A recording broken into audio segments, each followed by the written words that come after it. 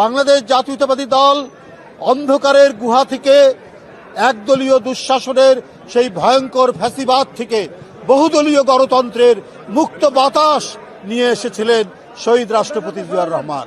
তারই পথ ধরে গণতন্ত্রকে প্রতিষ্ঠা করেছেন আরেকজন ভয়ঙ্কর গণতন্ত্র হত্যাকারী হোসেন মোহাম্মদ এরশাদের কাছ থেকে তিনি গণতন্ত্র প্রতিষ্ঠা করেছিলেন, উদ্ধার করেছিলেন তিনি দেশনেত্রী বেগম খালেদা জিয়া।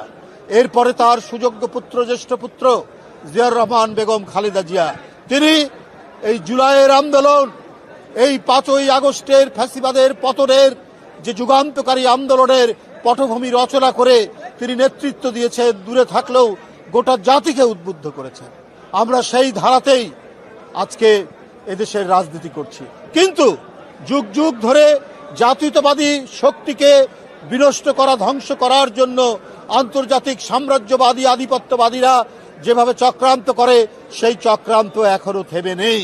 তারা নানাভাবেই চক্রান্ত করছেন এবং তাদের চক্রান্ত বাস্তবায়নের জন্য নানা ধরনের মাস্টার প্ল্যান তারা করে যাচ্ছেন।